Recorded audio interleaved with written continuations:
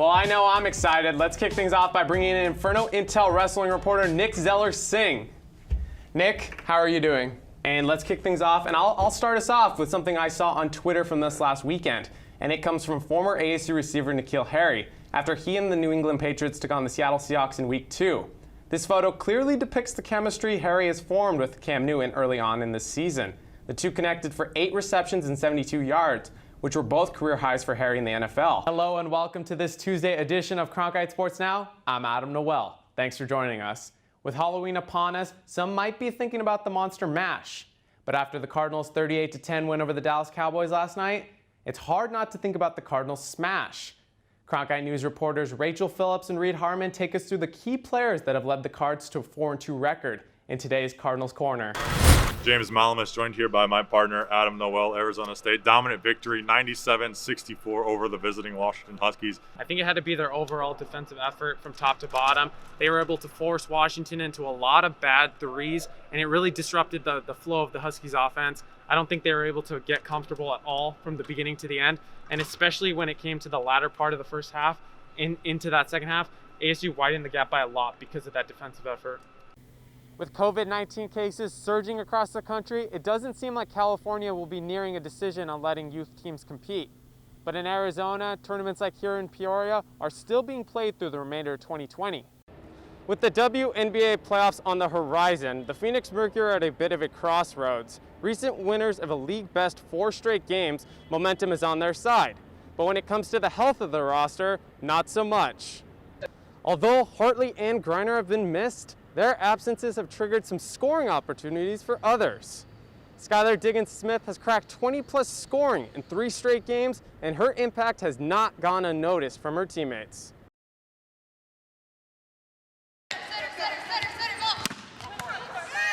Just a season ago, Shelby Dobmeyer was a member of the Arizona State volleyball team.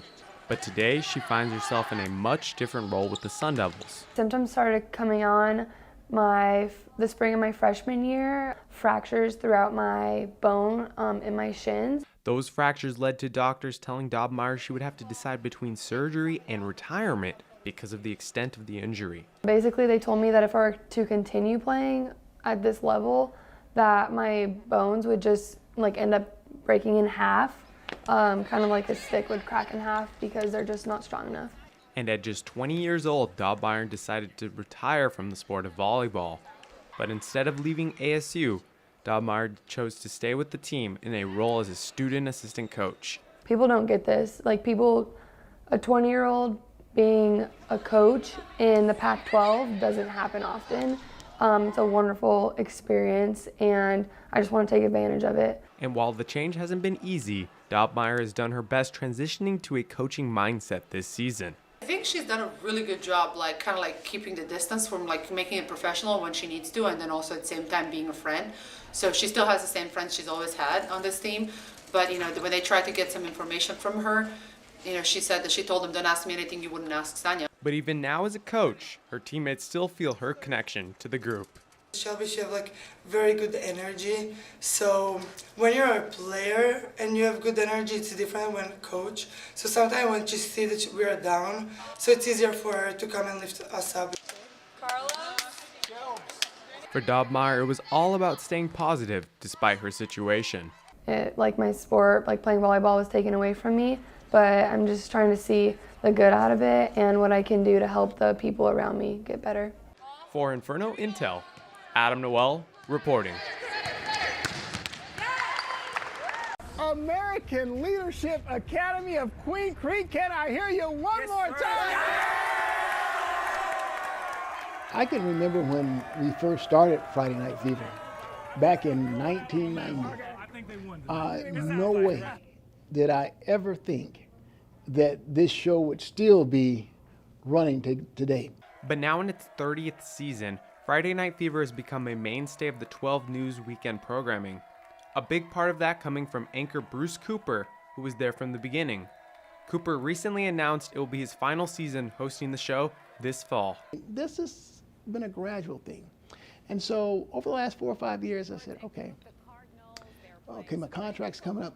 I think that would be my last. So August of 2020, sometime around the end of the Olympics, I will say good night to the TV world.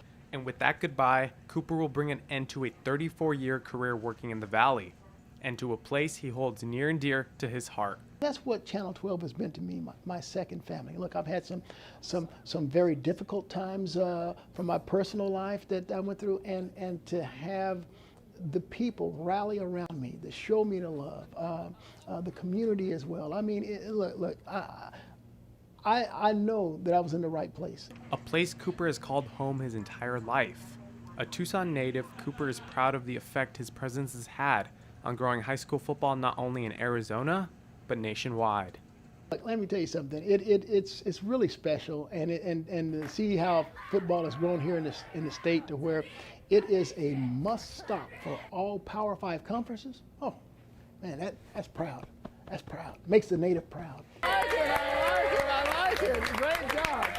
Well, Coach Evers, obviously you're doing a phenomenal job out there. I mean, what is the... And although it might be his final year with Friday Night Fever, Cooper doesn't want the show to focus on him this season. I wanted to make sure that my final season here didn't usurp or take away from the intended purpose. It's for the kids. It's for the schools. It's that.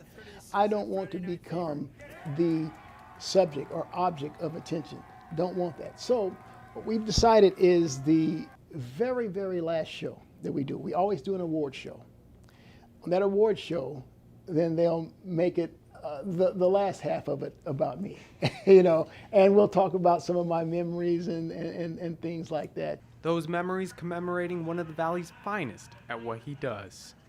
For AZ Preps 365, Adam Noel reporting. Crichton gets over there. D-backs take both games against the Rangers. Legal sports betting. Since the Supreme Court ruled in favor of it in 2018, 22 states have either passed or have pending legislation on it. But for Arizona, the state falls into neither of those categories. And that's pretty surprising to some people, including Arizona State Senator Sonny Borelli. So that's why I keep introducing these bills. Better come to the table because folks are getting tired of this. They see how one-sided it is with the gaming compact, and folks are going, this is nuts. Across the river in Bullhead is Laughlin, Nevada, where it's wide open. Despite Borelli's attempts over the past 2 years, Arizona has yet to find common ground on the topic of sports betting. Most recently, in February of 2020, Senate Bill 1525 was tabled, and talks were pushed to next year. That bill would have legalized land-based sports books, with exclusive rights going to Native American tribes. Be very, controlled and very conservative, if you will, on not having it widespread everywhere. And also, there's a good happy medium that we're not stepping on, tribal toes, because it can be done in such a way that everybody should be able to share and everybody can prosper. In addition, Arizona House Representative Steve Pierce has been working in tandem with Borelli.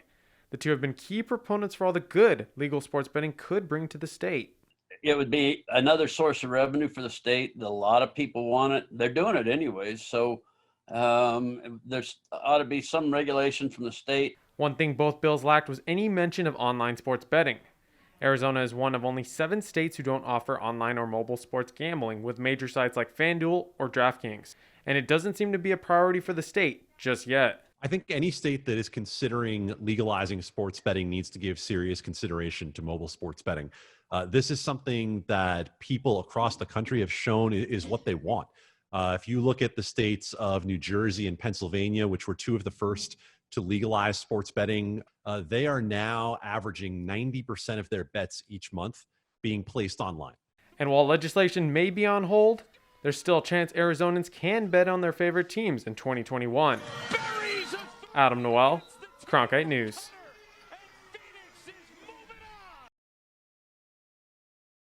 Hello and welcome to a new season of Inside the Inferno. I'm Adam Noel, and alongside me is Joey Vaca. Joey, super excited to have you here. How are you doing? I'm doing really well, Adam, but I'll tell you what. I'm so excited that we already have so much to talk about in our first show back this semester. That we do. Well, let's get things started by talking some ASU men's hoops. The Sun Devils head into the final week of the regular season and are coming off an 18-point loss to USC. To talk about the team, let's bring in Inferno Intel basketball reporter Keith Dotley. Keith, how are you doing? Well, it took not 1, not 2, but 3 separate releases for ASU football to finally figure out who they'll be playing this year.